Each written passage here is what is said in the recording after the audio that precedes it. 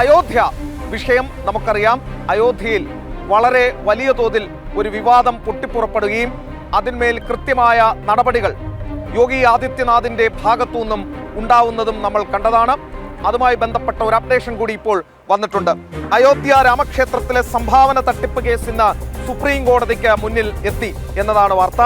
കേസിൽ സ്വതന്ത്ര അന്വേഷണം ആവശ്യപ്പെട്ട് സമർപ്പിച്ച ഹർജി ജൂലൈ 2-ാം വാരത്തിൽ പരിഗണിക്കാൻ പരമോന്നത നീതിപീഠം തീരുമാനിച്ചു. എന്നാൽ അടിയന്തരമായി വാദം കേൾക്കണം എന്നുള്ള ആവശ്യം കോടതി നിഷ്കരുണം തള്ളുകയും ചെയ്തു.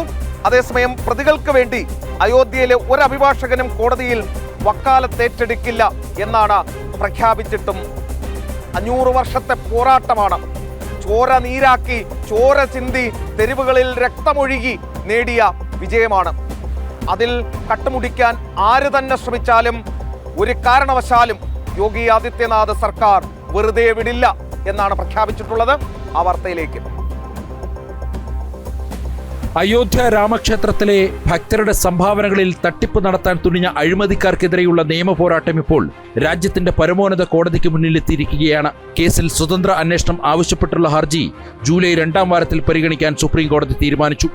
ആരോപണങ്ങൾ വളരെ ഗൗരവമുള്ളതാണെന്നും സർക്കാർ ഇടപെടുന്ന രീതിയിൽ സംശയമുണ്ടെന്നും ഹർജിക്കാർ ഇന്ന് കോടതിയിൽ ഉന്നയിച്ചെങ്കിലും കേസിനിപ്പോൾ എന്താണ് അടിയന്തര പ്രാധാന്യമെന്ന് ചോദിച്ച കോടതി വേനൽ അവധിക്ക് ശേഷം കോടതി പുനരാരംഭിക്കുമ്പോൾ വിഷയം വിശദമായി പരിഗണിക്കാമെന്ന് വ്യക്തമാക്കി. ഭക്തരുടെ പണം തട്ടിയെടുത്തവരെ വെറുതെ വിടില്ലെന്ന ഉത്തർപ്രദേശ് മുഖ്യമന്ത്രി യോഗി ആദിത്യനാഥിന്റെ കർശന നിലപാടിനെ തുടർന്ന് സംസ്ഥാന സർക്കാർ ഇതിനോടകം തന്നെ അതിശക്തമായ നടപടികളാണ് സ്വീകരിച്ചിട്ടുള്ളത്. ട്രസ്റ്റിന്റെ പരാതി ലഭിച്ച ഉടൻ തന്നെ രൂപീകരിച്ച പ്രത്യേക അന്വേഷണ സംഘം വെറും ദിവസങ്ങൾക്കുള്ളിൽ തട്ടിപ്പിന്റെ ചുരുളഴിച്ചു. ബാങ്ക് ജീവനക്കാരുൾപ്പെടെ 8 പേരെയാണ് യോഗി ഭരണകൂടത്തിന്റെ പോലീസ് ഉടനടി വലയിലാക്കിയത്.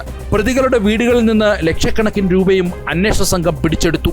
സർക്കാരിന്റെ ശക്തമായ നടപടികൾക്ക് വലിയ പിന്തുണയാണ് പ്രാദേശിക തലത്തിൽ ലഭിക്കുന്നത്.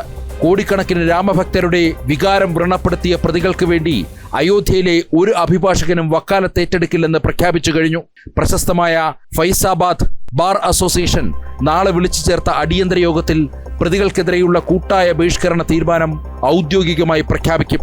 ക്ഷേത്രത്തിന്റെ സുതാര്യതയും ഭക്തരുടെ വിശ്വാസവും സംരക്ഷിക്കാൻ BJP ഭരണകൂടം കാണിച്ച അതിവേഗ നടപടിയെ അയോധ്യയിലെ ജനങ്ങളും ഭക്തരും പൂർണ്ണ മനസ്സോടെയാണ് സ്വാഗതം ചെയ്യുന്നത്. ജനം.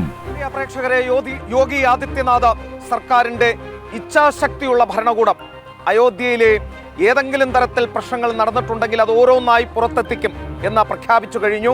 കർശന നടപടിയാണ് അവിടെ നടക്കുന്നത്. ഒരു തരത്തിലുള്ള ആശങ്കയ്ക്കും വകയില്ല എന്നതാണ് സാരം. സമാജ്വാദി പാർട്ടി പലതരം ആരോപണങ്ങളുമായി രംഗത്ത് വരുന്നുണ്ട്. നിങ്ങളൊന്നോർക്കണം, മുലായം സിംഗ് യാദവ്, ഈ അഖിലേഷ് യാദവിന്റെ സമാജ്വാദി പാർട്ടി നേതാവും അഖിലേഷ് യാദവിന്റെ അച്ഛനുമായ മുലായം സിംഗ് യാദവ് കർസേവകർക്ക് നേരെ രാമക്ഷേത്രം പണിയാതിരിക്കാൻ വെടിയുണ്ടകൾ പായിച്ച് അവരെ കൊലപ്പെടുത്തിയ വ്യക്തിയാണ്. അവരാണ് ഇന്ന് രാമക്ഷേത്രത്തെക്കുറിച്ച് പാടിപ്പറഞ്ഞ് വരുന്നത്. ഈ വ്യാജ വാർത്തകൾ നിർമ്മിക്കുന്ന ഓരോ മാധ്യമവും നമുക്കറിയാം കോൺഗ്രസ് ഭരണകാലത്ത് രാമക്ഷേത്രം വരാതിരിക്കാൻ എത്രത്തോളം പണിയെടുത്തവരാണ് എന്നുള്ളത്. അതല്ല നിങ്ങൾ വിശ്വസിക്കേണ്ടത്. യോഗി ആദിത്യനാഥ് എന്ന സനാതന ധർമ്മവിശ്വാസിയാണ് ഇപ്പോൾ ഉത്തർപ്രദേശ് ഭരിക്കുന്നത്. ഏത് വ്യക്തിയായാലും എത്ര ഉന്നതനായാലും കർശനമായ നടപടിയും ഉണ്ടാകും.